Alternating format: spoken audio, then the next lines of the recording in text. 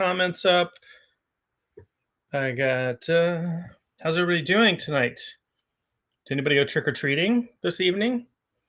I haven't been trick-or-treating in years. I should though. I should find somebody with a child that I can tag along. Some of those, like when the girls were little, there'd be like this cool house where we'd go trick-or-treating. There'd be this cool house at the end of the neighborhood that we were in, and they were like all decorated up.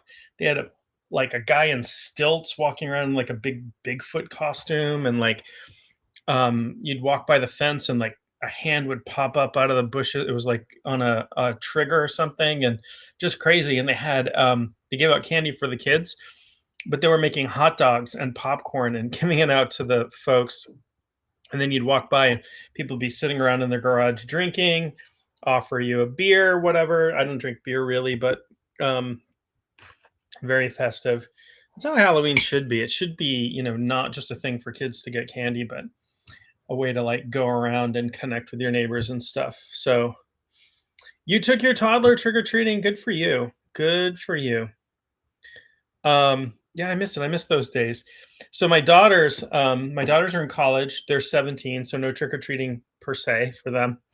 Um, the last time they went was a few years ago, and they went to this like wealthy neighborhood that they heard rumors about, and they got like a bag of full size candy bars from trick or treating. Um, he was the little ghost who was a quilt from a children's book. I haven't heard of that one. That's cool though. Very, very cool. Very cool.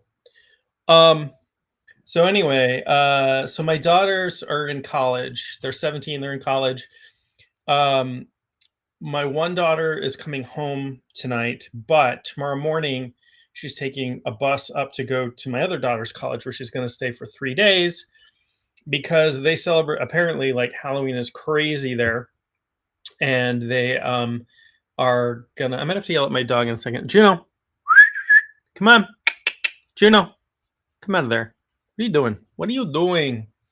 The animals are up to no good this evening. They're like, it's spooky time. Spooky time. Here's Juno. Here you are. Come hang out with me. Don't knock my stuff over, please, though, okay? Yeah. Be a good girl. Be a good girl. Yeah. I almost got Juno a Halloween costume. I didn't know if she was going to wear it. They had I thought this was really cool. They had a Wednesday Addams costume. It had like a little wig with the what do you call it? Like braids. And then it had like a little skirt. And then it had striped leggings for the front legs. I don't know if she'd wear it. I guess I could have gotten it, and it would have been cute if I could have got it on her, but it's all right. She'll just be Juge. She'll just be the Juge. Me and the Juge. Yeah, so anyway, my other daughter's coming home tomorrow. They're celebrating Halloween for 3 days up at my other daughter's college. They're going out every single night, and they have to have different costumes each night. You can't wear the same Halloween costume twice in a row. So the thing is, Juno, come on. Come out here. Those animals are up to no good. Really up to no good in the other room. So I tried to do this with the girls when they were little, and they were refused. But they're going. One of the costumes that they're doing is they're going to dress like the twins from The Shining, which I tried to get them to do when they were younger, and they refused. But I'm happy they're doing it now. I want pictures. I'll share pictures if they'll send me pictures. I'll share them if I can. I don't know if I can share them over live, but I can post them and stuff. But so I'm excited about that. I don't know what their other costumes are, but they tend to do group things like with their friends. I think one year it was one of my daughters went with one of her friends, and they were Jim and Pam from The Office.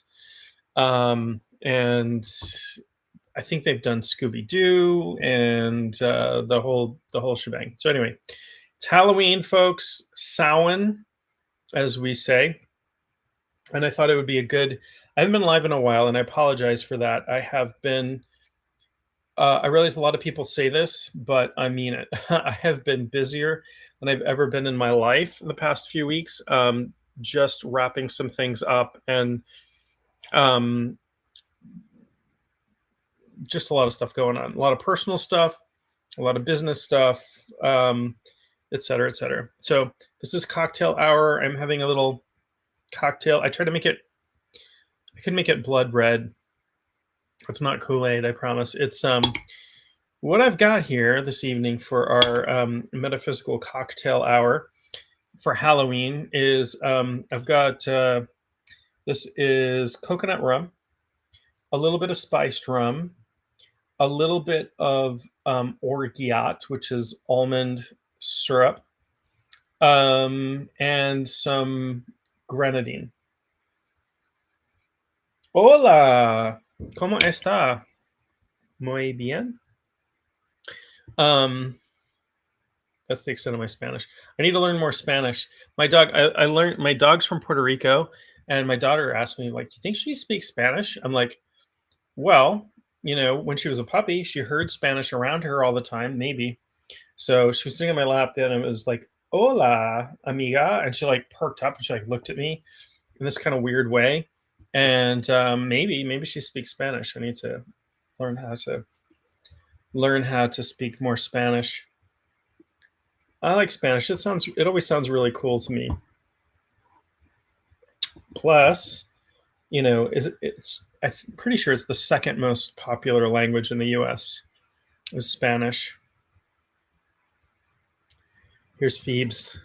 Oh my gosh, the Halloween cat. She's off like a shot. Yeah, here's Gina's looking at me funny. I think I have to be careful or she's gonna knock my drink over, and I really don't want her to spill a glass on my laptop. But so we're gonna talk about ghosts tonight. Because it's Halloween, and yes, Phoebe the queen, the animals are wild tonight. I don't know what's going on. They're all over the place getting into stuff. But I'm sure she'll be back to make an appearance. So cool. Good. Glad we're happy to talk about ghosts this evening. I'll tell a couple of ghost stories. I'm going to tell personal ghost stories because, you hear stuff about stuff, but until you have actual encounters with the paranormal, I'm going to tell a story tonight about a paranormal story that I told on a radio show a couple of years ago. I was being interviewed. There's a paranormal radio show that's out of Pittsburgh, I think. Pittsburgh. It's either Pittsburgh or Philadelphia. One of the Pennsylvania big cities, and it's a group of paranormal investigators, and they have a radio show where they discuss paranormal investigation stuff. And so they asked me to come on, and they said, "Do you have any ghost stories you'd like to tell?" I said, "Sure." Here's Phoebe. Here's Juno. Oh my gosh, these animals! See what I'm saying? It's like we're gonna get right up in your face. Right up in your face. I just don't want them to knock anything over. That's the big thing. Okay. All right, calm down. Calm down, you wild animals. So anyway, I was interviewed on this radio show, and I'm like, yeah, I've got this story, and I told the story. I'll tell it tonight. Jen and Phoebe want to party for sure. They're like, it's Halloween. You didn't take us out trick-or-treating. Treats are our favorite things. I did bring Juno home some new treats. Actually, both of them. I brought both of them home some new treats tonight. So they got their treats. No tricks, right? No tricks, just treats. So they've had their trick-or-treating for the animals. Oh, Samhain blessings to you as well. Yes, the veil is thin. It's funny because it's true. Juno, like about a half an hour ago before I started this, Juno was like walking around the house. She was like looking up. Like there's nothing up. There's nothing on the ceiling. There wasn't like a bug. And she's not one to like the cat. If there's a bug or something on the ceiling, will like chase it around. She's not one to do that, but she's like, she was definitely looking at something and following something around the house that I couldn't see. But yeah, animals are very sensitive. A lot of animals can see spectrums that we can't see, right? They have better night vision. They have better Oh my gosh, she's crazy. Look at her. Look at her. She's like, "Arr, you're wild. You're wild. Wild dog." Look, she's like, she's very gentle. She's playing, but she's very gentle. She doesn't bite or anything. Um, so yeah, a lot of animals have better night vision, better hearing, better senses than we do, and so they can see things that we don't always see. And they can sense things that we don't always sense. Um, Part of it is we're conditioned. We get conditioned, you know. Uh, Growing up, I was always taught there's no such thing as ghosts, right? No such thing as ghosts. Um, that kind of thing. And it's kind of funny. I have a very good friend, or a couple of friends. I have friends who are a couple. Does the veil being thin affect journeys at all? I think it does, actually.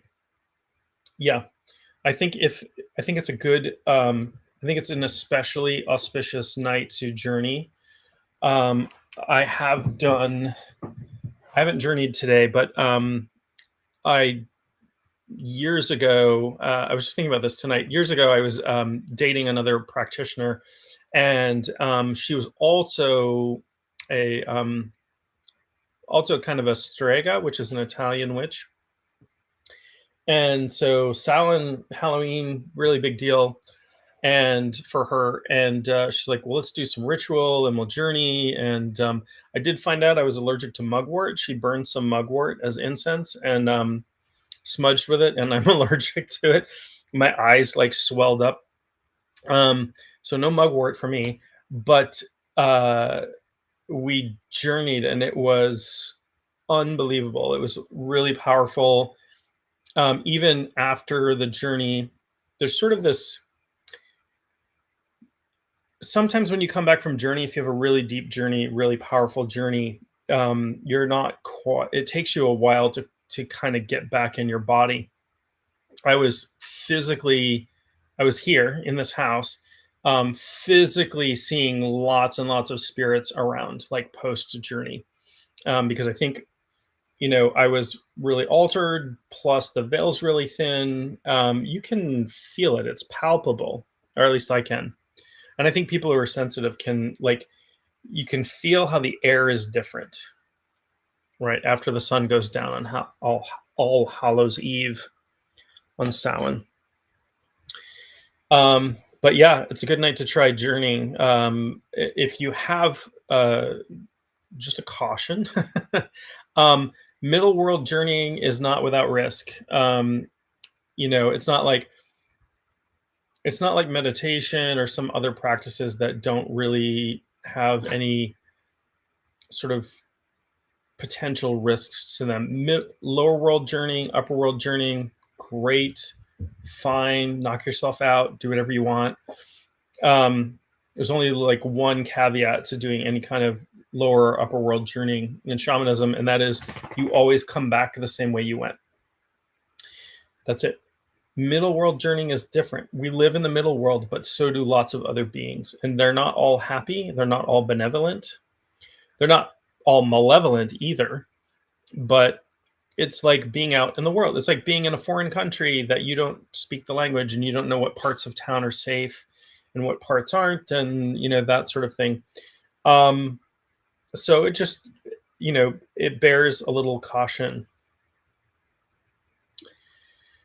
Having a bonfire tonight. Excellent, excellent. Nice. Not a massive crowd. Probably wasn't a good. Well, you'll see. You'll find out. Only one way to know. I was supposed to. You've done lower world. Oh, but you have somebody assisting you. So I teach journey. I mean, I'm sure you know this, but I teach journeying, and I'm going to toot my own horn a little bit, but I'm very, very good at teaching journeying. And so because I mentor students one on one usually. I've taught classes as well, but I teach people how to journey. Usually within an hour, I have people journeying without assistance, and I've been very successful with it. I worked with other practitioners to develop a teaching method of teaching journeying that has so far been extremely successful, knock on wood. I need a haircut. So anyway, oh, your daughter's allergic to mugwort too. Yeah, it's mugwort is apparently. Sorry, I'm just seeing what my dog is chewing on. Okay, it's one of her toys. It's totally fine. Oh, you found it through testing. Yeah, I think mugwort and ragweed. Like I'm allergic to ragweed. I didn't know that they were related. So if you have a ragweed allergy, you can also be allergic to this dog. You can also be allergic to mugwort. So, which is mugwort is good for it's good for smudging, things like that. But and there are medicinal uses of mugwort, but definitely not if you're allergic to it. The side effects would not be worth it. Definitely not worth it for me. Yeah, I kind of found out the hard way. You know, the person I was with like basically used a charcoal sensor and put a big pile of mugwort in there, and it actually set the fire alarms off. There was so much smoke. It was a little crazy. It was a cookie night.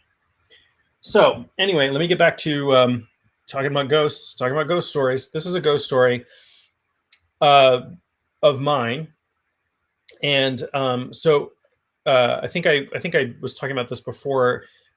I was interviewed on this radio show by these paranormal investigators that have a show out of Pennsylvania. I want to say it's out of Pittsburgh, but they have a weekly show or something, and there's like 5 or 6 of them, and they get together and they talk to people about paranormal experiences and stuff. And in the meantime, they're out there with if you've seen these guys on TV with the gear, like all the equipment that they use to like look for ghosts. I don't know what it all is, but like EMF detectors and that sort of thing.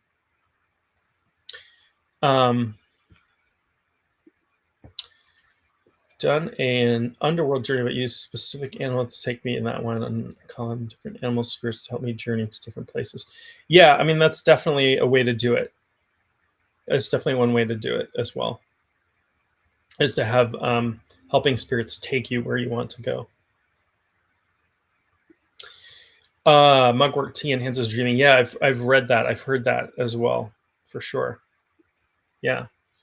So so these guys, so there's a bunch of paranormal investigators, and they have a woman that works with them who's a medium, and so they were interviewing me. They were talking about different this and that, talking about shamanism, and then they asked me if I had any paranormal stories, and I'm like, I've got a funny one to tell you. And I told this story, and they kind of freaked out a little bit, and they go, "Oh my God, that's so scary! How are you so calm telling the story?" And I'm like, how are you scared by this story? It's kind of a funny story. And like, don't you guys actually go out looking for this stuff?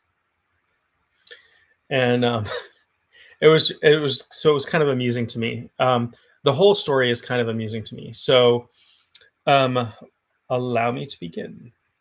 Once upon a time, this was in the beginning, towards the beginning of my shamanic training. So I don't know, about a decade ago or so.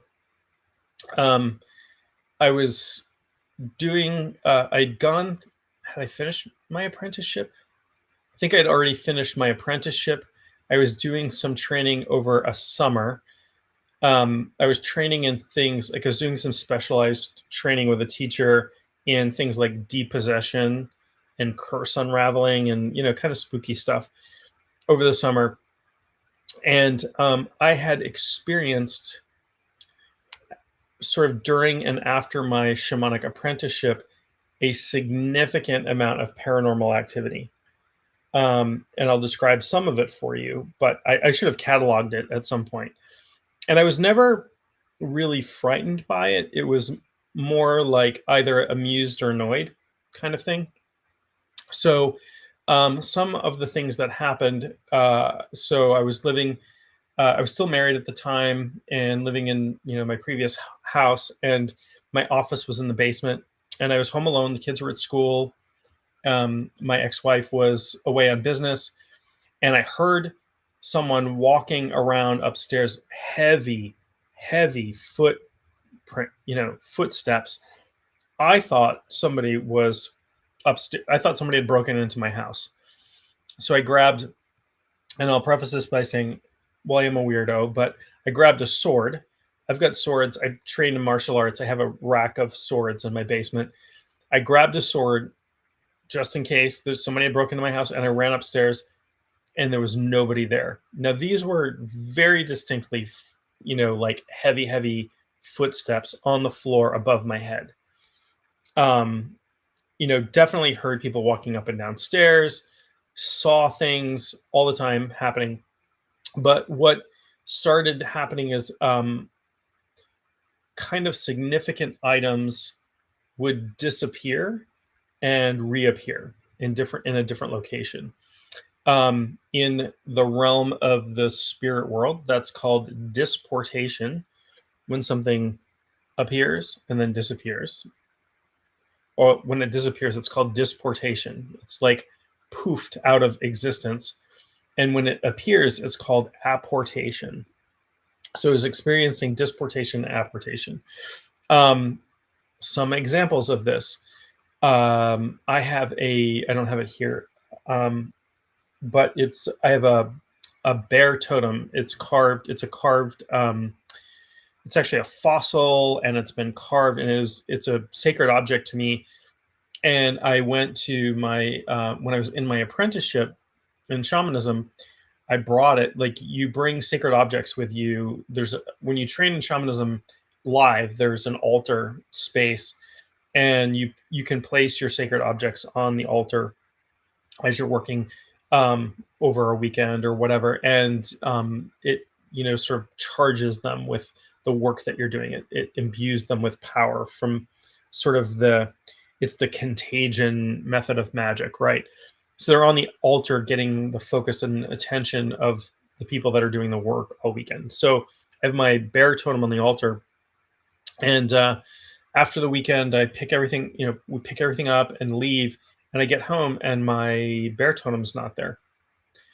And I remember taking it off the altar. And so I emailed the class. I had everybody's email in the class.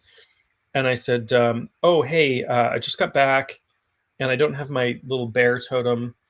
And did anybody happen to see it or pick it up by any chance when we left the place where we were doing the training?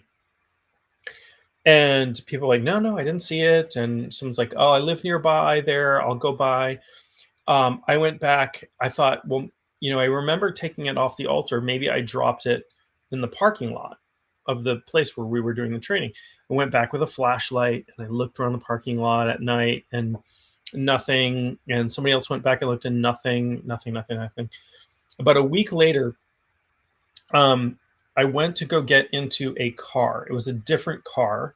We had two cars. A different car. Hadn't been in that car. Had not used that car since I had been at that training.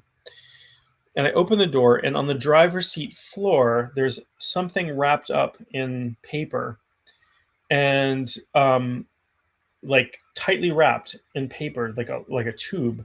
And I'm like, what's that? And I pick it up and I unwrap it, and it's my bear totem. And the paper has got writing on it. I've never seen it before. It's a yellowish paper. I don't have yellowish paper. Like, I had never seen the paper, the writing. I hadn't been in the car. Nobody had been in that car since I had gone to that training. And there it was on the floor, on the driver's side floor. How did it get there? Right. After, and all these people searched and all this stuff. So that was one of the first weird things. My daughter, it's interesting. I'm seeing, sorry, something caught my eye. It's moths actually outside. It's really, really warm here right now for Halloween. It's like 60s, I would say, temperature wise. It felt like summer outside. So that was one thing. My laptop, so not this laptop, but another laptop that I used for work. I went down to get it, and it wasn't where I normally kept it. And I was like, huh, that's really weird. and I looked all over the house, and it was missing for like 2 days. Couldn't find it, and I'm like, that's really really weird. Laptop. Where would I have put my laptop? It's a larger item. It's not like losing your keys or losing your glasses or something like that. So yeah, I think it was about 3 days my laptop had been missing, and I went up to the my bedroom that had a bathroom off my bedroom. I went up to take a shower, and there was a table beside the entrance to the bathroom, and I remember putting my hand on it and like setting my towel down or something on it, and then picking it up and going in the shower. And when I came out, my laptop, I was the only person in the house, by the way. My laptop is sitting on that table that I had just had my hand on, that I placed my towel on. Now, that um, I don't think I would have missed it if it was actually there, right? Because I'd been looking for it for 3 days, and I placed my hand on the table. Um, and like, these are just a couple of stories. There were tons of things like this that were happening all at the same time. Lots and lots of stuff was disappearing and reappearing. My daughter, we went out to eat. We went to a restaurant, and in the car, and she kicked her. It was in the summer. This was the same time that all of this was happening. She kicked her shoes off in the car. When we got to the restaurant, her shoes were gone. Gone. Now, we hadn't stopped. We hadn't opened the door. The air conditioning was on, so the windows weren't open. We tore the car apart. She had no shoes. We couldn't go into the restaurant. We had to go to a store to buy her shoes. So, because they don't allow people with no shoes into a restaurant, we had to go buy her shoes. Never found her shoes. Never. They never came back. It was essentially a sealed environment. There's no place for those shoes to go. They were not inside that car. So all of this stuff kept happening. These are just a few examples of things that were going on for me. Electronic problems. I'm driving to go to a training, and the radio in my car, had an older radio with an actual, not a digital dial, but a manual dial, like, starts changing itself. The stations start changing on their own as I'm driving. My phone dies. Like, I'm using the GPS on my phone to get to where I'm going. It died on the way. Like, one thing happening is interesting, but dozens of things happening, not just to me, but to people around me, is a weird set of circumstances, right? And stuff moving around and whatever. So I go to this training. I go to this shamanic training that I'm participating in over the summer, and we're getting together on the weekends. And I talk to the teacher, and I say, look, all this stuff is happening with me, around me. All this paranormal activity is happening, and it's not scaring me, but it's a little annoying sometimes. Like my daughter's shoes disappearing and my laptop disappearing and things like that happening. It's tough because, like, I need this stuff, and it's it's getting on my nerves a little bit. I just want to know how to make it stop. And the teacher looked at me and said, well, she goes, I'm not saying you're making that up. Like, this is happening, but your explanation for it, like, I don't think that's what's going on. I don't think it's a spiritual thing that's happening to you. I think, your kids are moving your stuff, or, something. And I'm like, I'm pretty sure that's not, a lot of this is happening when I'm the only person in the house, or, some of the stuff is just really unexplainable. I don't think that's what's going on. But she wouldn't believe me at first. She goes, it takes a lot of energy for a spirit to interact with the physical world. And it takes a tremendous amount of energy for them to interact with the physical world. Not gaslighting. Yeah, I don't know. I think honestly, she didn't believe me. Like, she had her own beliefs about what was going on for me. And I'm not one who's like, something falls off a shelf and I go, oh, that was a spirit that knocked that off a shelf. I'm not like that at all. There was just so much stuff happening. I should have written it all down. Like every day, multiple things were going on that were unexplainable, paranormal, weird. So it became normal, right? It just became a part of life. So we're in this class. I'm in this class, and the teacher is demonstrating something with another student. She's working with another student, and we're sitting in a tight circle. We're gathered in a tight circle around her, but our stuff. When you do shamanic training, you bring a lot of stuff. You have a lot of baggage. You have, your drum, your rattle, your notebook, your water bottle, your, thermos full of coffee, whatever you've got. So all my stuff is behind me, about 10 feet behind me. And I have a drum and a rattle and a notebook and all this stuff. And we're watching this demo. And while this demo is going on, my rattle starts shaking itself, audibly, visibly shaking itself. You can hear it, and it's moving on the floor on its own. And the woman next to me turns, like, looks at me, and her eyes get like really big, and she looks back and she looks at me and she says, "What the F," I won't say the word, "is that?" And I said, "It's just my rattle. It's okay. Don't worry about it." And she's kind of freaking out. So the demo ends, everything. I think we were breaking for lunch or something. And so I went to talk to the teacher, and she said, okay, yeah, I saw the rattle. I heard the rattle. The rattle was moving on its own. She's like, yeah, okay, I believe you. Yep, this is actually happening. So did a little work in that regard to sort of come to an agreement with, and there was at least one spirit who was primarily responsible for the mischief, and it wasn't malicious. It was just annoying, sort of like you've got a friend who's a practical joker, and they just take it too far, and you're like, okay, look, we've got to come to some kind of agreement. I think you're funny, but you're interfering with my life, kind of thing.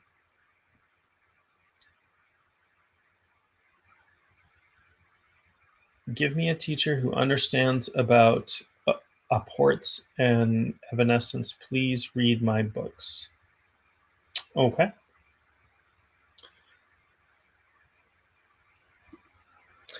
Okay. After a beloved loved one passed away, I saw a shadow walk through my hallway. A few nights later, I saw a blue-purple light move through the exact same hallway. I've always wondered about that. Yes. So this was, I'm assuming this was close in time to the time that your loved one passed. So let's talk about this a little bit. Let's talk about, obviously this is from my perspective. I do some death and dying work. I do some work with the deceased. I do some psychopomp work, usually in the context of space clearing. Like if I'm called in to clear somebody's house or something like that, I'll do some work there. But I've also been called to assist loved ones to cross over. Somebody, an example, somebody whose father passed in the hospital suddenly, and I'll talk about that a little bit. I'll talk about how the ghost things happen.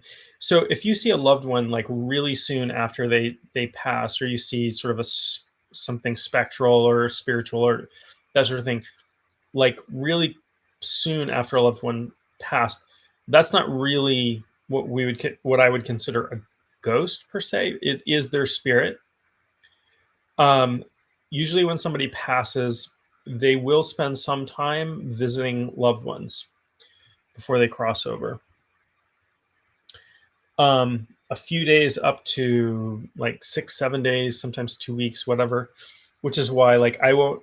So if somebody were to ask me to help them cross a loved one over to the other side, I'm more than happy to help, but I'm But one of the things I'm going to ask is about cultural context.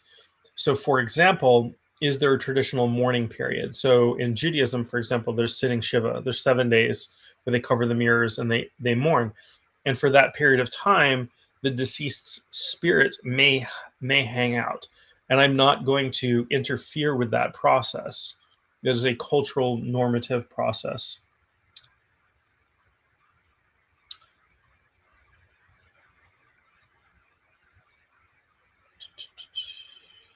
Um, within a week, yes. Yep. Yeah, that makes absolute sense. So it was probably what I would consider a visitation. That's different than a ghost. A ghost, in my opinion, my take is a ghost is a soul body, right? An astral body that gets stuck in the middle world, which is the world we live in. The spiritual aspect of, gets stuck, and there's a number of reasons why ghosts get stuck. I'll talk about that in a moment. But this is not a ghost. This was just your loved one was doing what's called a visitation. Very, very common, cross cultural, happens everywhere in the world. Happens with people. I know people who are atheists who have had visitations, and people who are agnostic, and people, of all spiritual bents who have had visitations. It's a really universal experience. So I would consider that a visitation. Sometimes they will come through in your dreams as well, because it's it's an easier way for them to perceive and be perceived by you.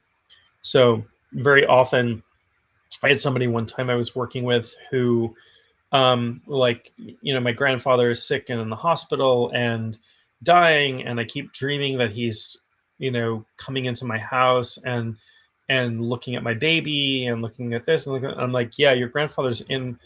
I did some journey work, and I'm like, your grandfather's in and out. He's gonna pass soon. You know that, but he's not in his body all the time. And what he's doing is what you would normally do if you're like, oh, I'm about to cross over to the other side. I'm gonna go check in on my loved ones. I mean, it's completely understandable, right? That's what I would do. Look in on everybody, make sure everybody's okay.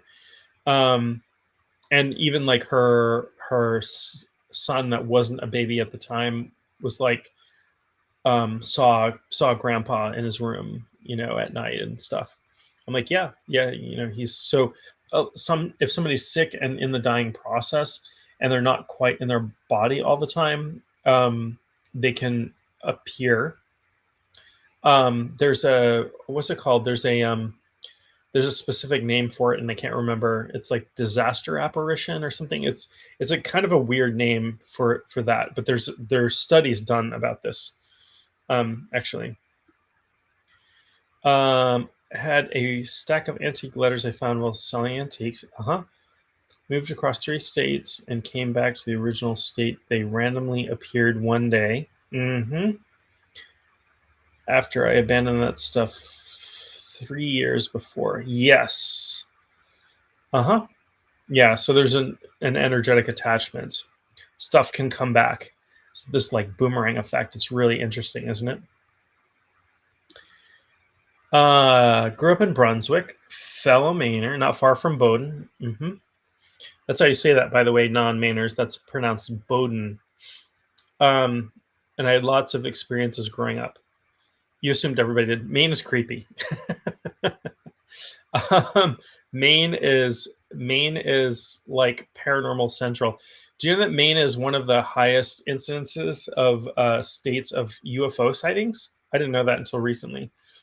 But like for people who track those things, their databases of stuff. I saw a UFO over the summer. First time ever had a UFO sighting over the summer. It was a classic, not a saucer. It was a hot dog shape, Tic Tac shape. Really, really strange experience. And I wasn't alone. It was I was at a barbecue and in Bodenham. So there you go. So I was close to Bowden, but yeah, I'm not surprised by that. So interestingly, I think I started talking about this. I have a friends who are a couple, and they are avowed atheists. We don't believe in anything. We don't believe in life after death.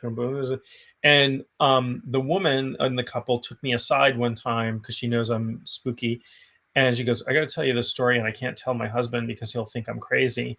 And she told me about all of these paranormal experiences that she had had over the years, but she's not out about it. She's not like to her husband. Her husband doesn't know about it. She can't talk to her husband about it because he'll be like, "Oh, you're crazy," whatever. But it's kind of funny. I always wondered if I saw a shadow at first because he had passed on and not crossed over yet. Then I wondered if the light was a visit after crossing over. Yeah, it's possible. Yeah, there can be some back and forth travel for sure. Um, yeah, I think you may be right there. You may be spot on. And if you can draw some comfort from that, just know that that's what's going on. Particularly with a loved one. Um, Sometimes loved ones don't, and it's okay. It's fine because in when I was doing training to do psychopomp work, like um, you cross over in journey. You cross over to the other side in journey, and you're like, my teacher made us sign a contract, actually a written contract that said, "I promise I'll come back." Excuse me. Oh my gosh. Something in my throat. My teacher had us sign a contract saying we promise we'll come back. And when we did that journey, she stood over us. Like we were lying down. She stood over us, drumming with other assistants standing over us, watching us to make sure we didn't stop breathing.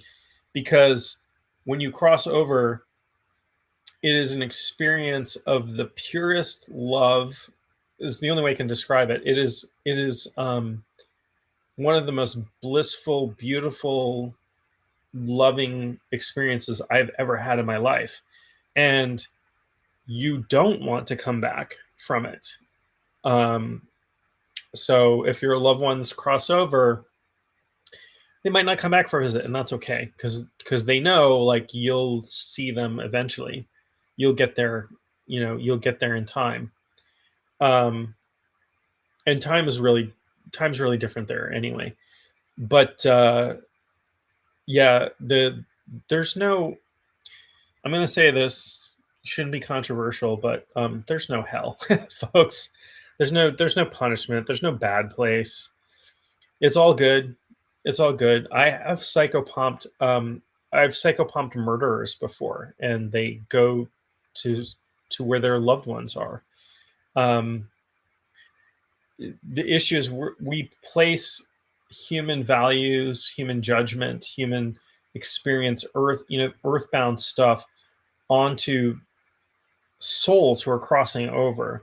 And it's a little simplistic and human centric.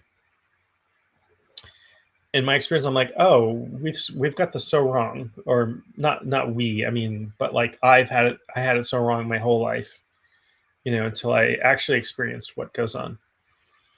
Mother-in-law came through in a dream on the anniversary of her death. Yeah, that's common as well. Although I didn't remember that until the next day.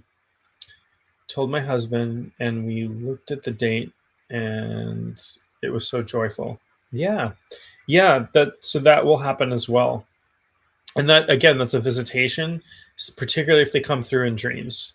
It's easier for them because you're in dreams or in journey, so similar states of consciousness, right? A dream is a purposeful waking dream, but in dreams we're not attached to the body, we're not in this solid realm anymore, so it's a good time for loved ones who have crossed over to come back and communicate with us.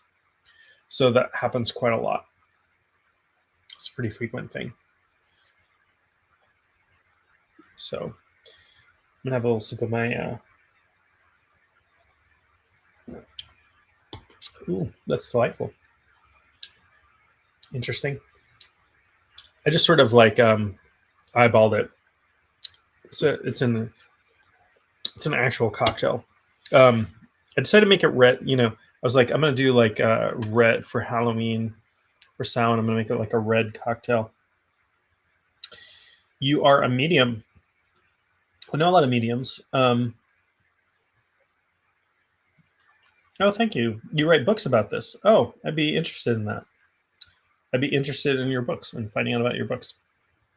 I write books as well, but not about mediumship. I don't consider. I mean, I do work with spirits sometimes to see spirits, but I don't consider myself a medium. Um, I don't have mediumistic training, but I have friends who are mediums. I have friends who teach mediumship, um, and they're hilarious. First of all, wonderful people, absolutely wonderful people. My friends who are mediums, they're also shamans. They trained with the same teacher that I trained with. That's how I met them, and have gone through some advanced initiatory training with me as well. So it's pretty cool stuff. Okay, so let's talk about ghosts, which are not just spirits of the deceased. They're actually stuck spirits, right? So when I say a ghost, what I'm talking about, well, there's a couple of things. There's a couple of phenomena that are usually people encounter that they might label ghosts. There is the stuck spirit, right? So your soul, when you pass away, your soul body separates from your physical body. Your energy body kind of scatters to the wind, and your soul body takes your memories, your personality, your information, and it's supposed to cross over. That's the part of you that crosses over this soul body, and and as much of it as you possibly can gather, right? There are times where we leave parts of ourselves behind. When we have soul loss, we have essences that haven't been returned to us before we pass away. They can stay stuck here. So sometimes you might have some past life healing that has to be done. If you have past lives where there was soul loss, there are parts of you that are stuck in time, in space, and all of the whatever, stuck in the middle world in the past. And that's something you need to see a shaman for sure. But when we die, our soul body, separates from our body. The energy body dissipates. It doesn't. Energy is never destroyed, created or destroyed. It just goes from one form to another. So the energy body just kind of like, sort of like smoke going up into the air, kind of dissipates, and so the soul body completely separates from the physical body, which is why when you're journeying or you're meditating or doing astral projection or dreaming or any of that, it's not your entire soul body that leaves. It's only part of your consciousness that leaves your body. Because if your entire consciousness left your body, you would be dead. Most people are unable to do that, right? There's a safety mechanism built in there. You're not going to accidentally die from journeying or meditation. But there are super advanced meditative practitioners. So, for example, there are stories about from Tibet, for example, of monks who do what's called form the rainbow body, which is a light body, and they consciously leave their physical body behind, right? And there are monks that do that in Japan as well. They're monks, so there are different places where they do that. And what happens sometimes is that the body won't decay. The body is deceased, but it won't decay for some reason. That's a really auspicious sign in some cultures. Or the body will actually physically disappear. And that is something that we see with religious writing as well. So we see like Jesus being pulled up into heaven, or Muhammad being physically raised up into heaven, the body actually disappearing.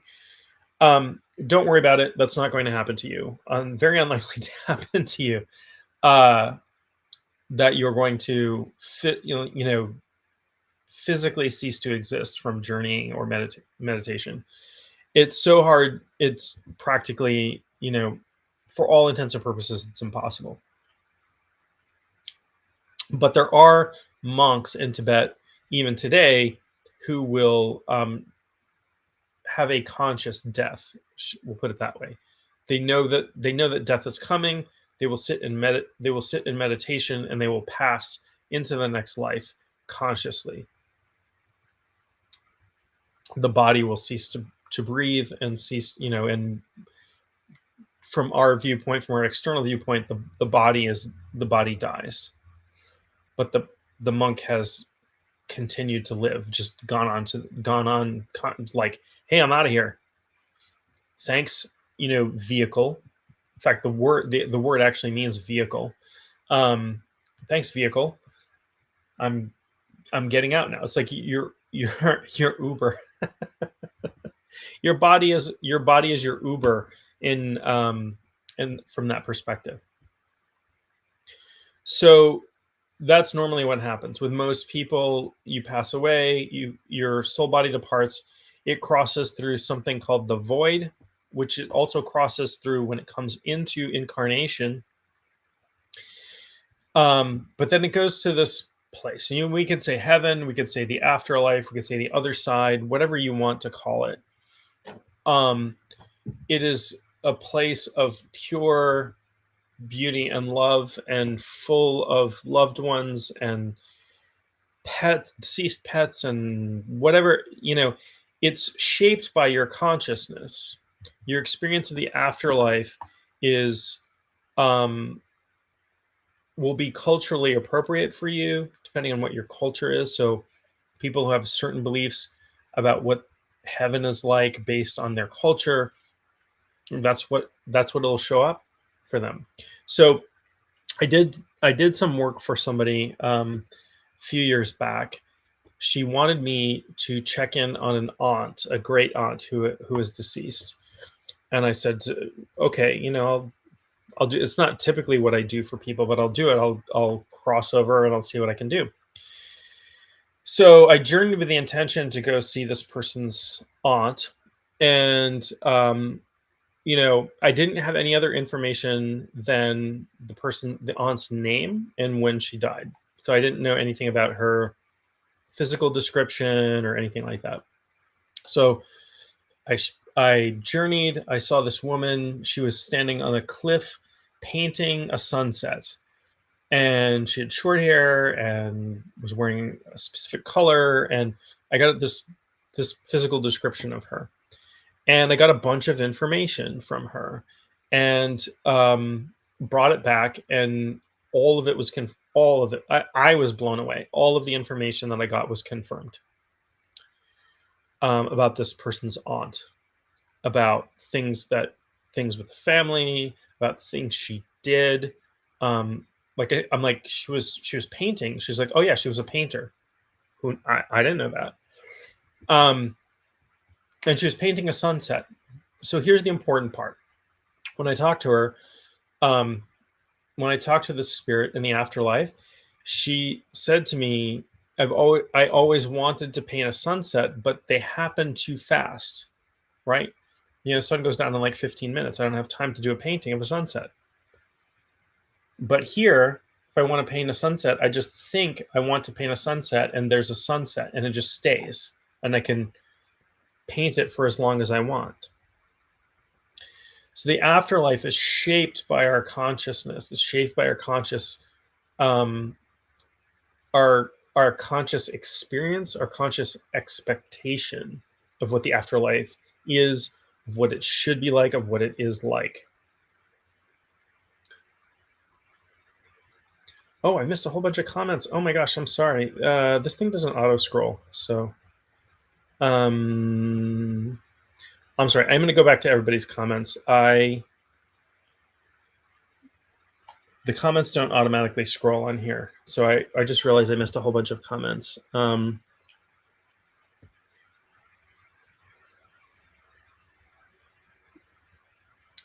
Let's see. Okay, here we go.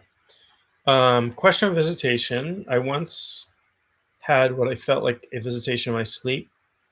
Very typical, but I called them dad, and it wasn't the dad I personally know. It was odd, but so emotionally moving. So there's a few things that could be true here. It could be a dad figure from a. Oh, what happened? I think my phone's dying. My phone got really dark all of a sudden for some reason. It could be a dad from a past life, an ancestral, and it could be an ancestral spirit, that sort of thing. So there can definitely be an emotional attachment there, for sure. Um, I don't know why my screen went so dark on my phone. It's weird. It's charged. There we go. Brighten up my screen. My old eyes, I can't see if my screen goes dark. I can't see or read people's comments. I apologize if I'm missing people's comments because it's the screen's not scrolling. Okay, so talking about visitation from your mother-in-law, she's telling me things. I was trying in the dream to write them down, and she started laughing, a beautiful laugh, and said, "Just tell him it's okay. It's okay. That's great. Yeah, that's lovely." That's a very I would say that's a very typical visitation dream. So absolutely, I would say that's a visitation. Saw a shadow figure in a rental house in Norway, the country, or Norway, Maine, a year ago, and I said I couldn't live there. Got bad vibes energy. Yeah, it's important to feel. I'm assuming Norway, Maine. Um,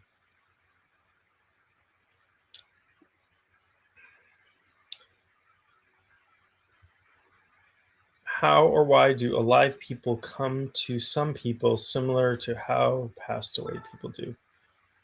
I'm not sure I understand the question. Can you rephrase the question? How and why? Why do I didn't quite catch the question, but oh, I think my phone died. That's really weird. Yeah, my phone's off. The ghosts turned my phone off. My phone, so I have my phone so I could do TikTok live. It said it had 30% battery left. It just went completely dark. I'm going to plug it in and hope that something happens. Oh yeah, it's off. Huh. Isn't that weird?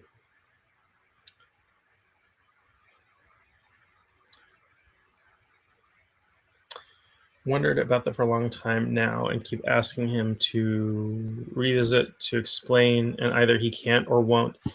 Yeah, I mean, the thing to understand too about spirits that have crossed over is that time doesn't pass the same way there that it does here. So time is really, really different. Um, so what seems like, I've been asking you for a year might be 20 years over there, something like that. So you might not get an answer right away, and something might happen 10 years from now. Who knows? So, um, I'm still working on this one. Why do alive people come to some people? So Beth, are you asking about people showing up in spirit form to other, like live people showing up in spirit form? So I can talk about that. I can talk about that too. What we would call bilocation. I think that's what you're asking.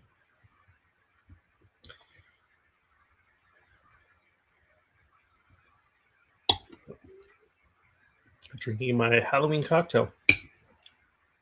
And my phone died. My phone completely died. It's really weird. It was at 30% and then just turned off. And now it says it's dead. I plugged it in, but it says that. So I'll say this: that is an indicator. Very often, that's an indicator of spiritual activity. Spirits to interact with the physical world need sources of energy, right? They can tap into various sources of energy, but the same rules apply in the physical world, in the spiritual world with energy. You can't create energy. You can't create or destroy energy. It has to be transformed from one form to another. And so very often we talk about getting the chills. When people have a paranormal experience, they get very cold. It's because the spirits or spirit or entity, whatever, is drawing heat energy out of the atmosphere to produce some effect, to do something. But very often we'll see electrical activity. So common, you'll see it if you watch any of those ghost hunting shows out there or that sort of thing. You'll see their equipment often dies on them.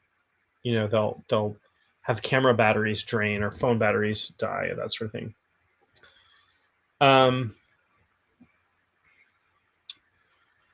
You have experienced by location randomly on the beach. A lady's sister on life support was asking her to make the choice and asked me to talk to her. Yeah, that's common. That's common as well, and that form of apparition of somebody who is in the process of dying or who has just died, showing up to somebody. There are books. There's a whole area of research dedicated to that, cultural research dedicated to that. It seems to be a universal phenomenon. People seeing loved ones who are about to pass or who have recently passed, or having spirits come to them, to tell them that somebody is about to pass, right? So,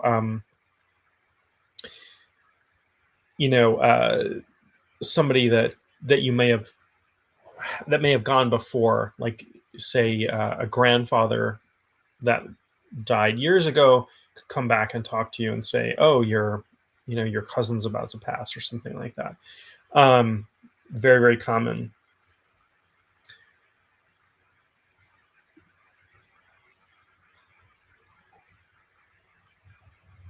The lady said the only reason she was on the beach that day was because the doctor was on vacation. It was impressive. Yeah, yeah. It's consciousness and the spirit are very interesting things.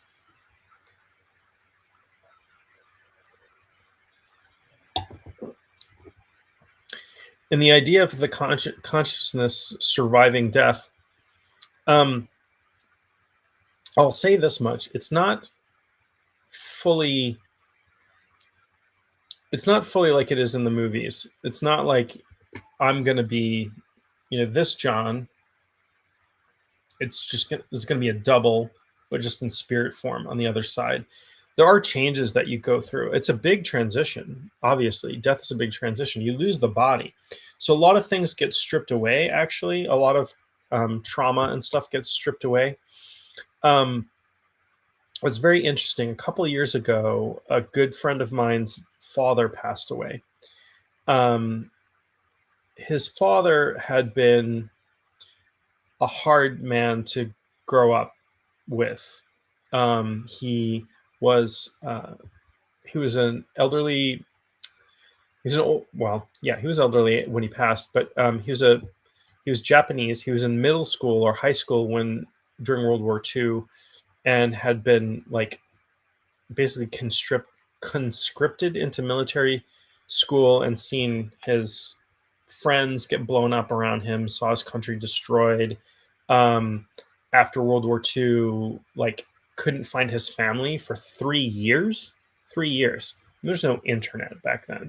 There wasn't a phone system that was working, after the atomic bombs were dropped, after everything else, basically wandered the countryside for 3 years. So he very traumatized, and was a hard person, apparently a very hard person to be married to for my friend's mom, and for my friend, a very hard person to be the son of.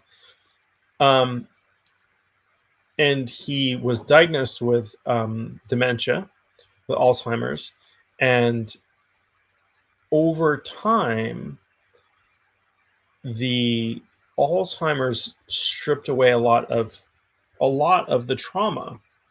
And it was interesting because I was talking to my friend about it. I went to his dad's funeral, and I've had conversations with him, and it was like a lot of the trauma was being stripped away from him as he was dying, and he became a more loving father. He became a more loving husband. It was really, really interesting, really kind of touching thing.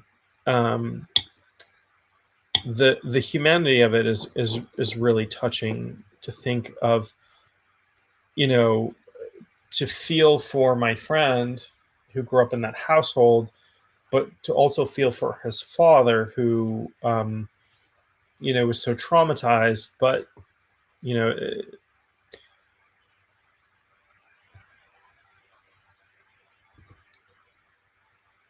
what was it? Let's see. I'm toying with the idea of trying to journey to that father spirit, like following a cord, and setting the intention to find that specific spirit on the other side. If you can find me, surely I can too. Probably. Um, like Star 69 when you could reverse dial. Yeah, I remember Star 69. That ruined my as a child I enjoyed prank calling people, and Star 69 kind of ruined that. Um Caller ID actually was the big one that ruined um prank calls as a child. My 8-year-old self giggling with my friends on a snow day or whatever, prank calling around town. Um Remember prank calls? Cell phones probably did that in.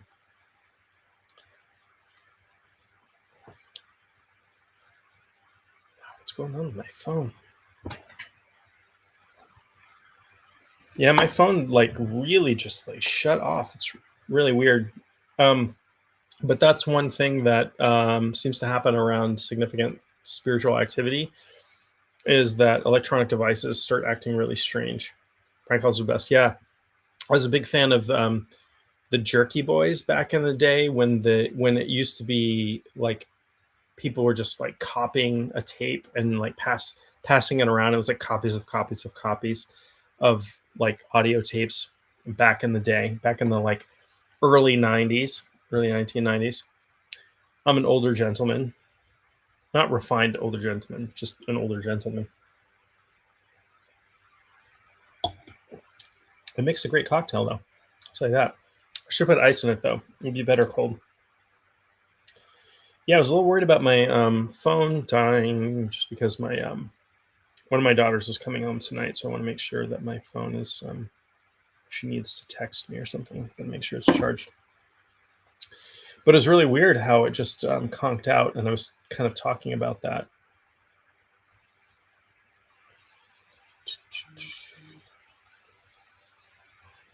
There we go. Messages. Messages.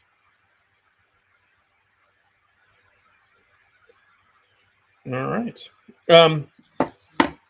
Yeah, so I've been, let's see, how long have I been talking? A little over an hour? An hour and 8 minutes. I'm going to wrap up fairly shortly, but the cocktail. Oh, I mix a mean cocktail. I do mix a mean cocktail. I'm a big fan of like tiki cocktails, tiki bar cocktails, like the like Mai Tais and stuff like that. I have. If you were to come to my house and you were to like look at how much I drink very rarely. This is like the first drink. I'm trying to remember the last time I had a drink. I can't even remember the last time I had alcohol. So maybe once a month, I have a drink. But if you come to my house, I have lots of different types of alcohol. So you might look at it like, oh, this guy's a big drinker. But it's because I like to mix cocktails, and the cocktails I mix usually have like lots of different types of alcohol in them. So um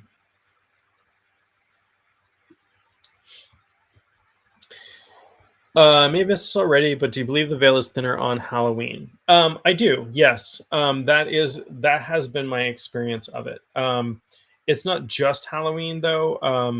Halloween definitely, but also on the other sort of traditional Sabbats, like the equinoxes and the half days and stuff like that. So Beltane and Lunasa and the other sort of traditional solar aligned holidays. And I think it just has to do with planetary position and that sort of thing. But I do believe that the veil is thinner on Halloween. I've had some wild experiences journeying on Halloween and doing other things on Halloween, doing ritual and uh, you know stuff I can't talk about in polite company on Halloween, but had some very profound experiences with. So, but I do believe the veil is thinner. But, mm. Yeah, so I do mix a pretty mean cocktail. I don't drink very often. Um, I come from a family of where there is a lot of addiction, so I know that that's a risk for me. So I um, prefer to waylay that by reducing the frequency of imbibing any sort of chemical substances. But I do like a good cocktail once in a while.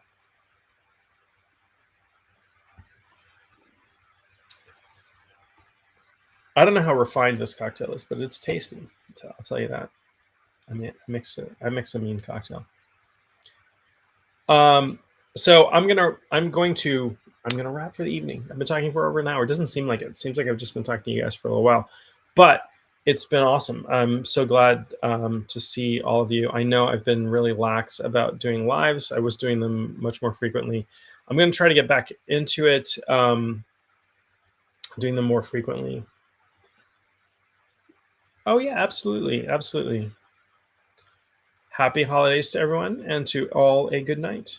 Um, I'm just reminded of a friend of mine who's gay who described Halloween to me as gay Christmas. So when I hear Happy Holidays around Halloween and Samhain, I'm like, yeah, I would love to go to like West Hollywood or someplace like that on Halloween sometime. It's got to be just wild, just crazy. Anyway, good night, everybody. I hope you had a good one. Good evening, and we'll talk to you very soon. I'm going to jump off and get myself together and maybe do a little journeying, and we'll talk soon.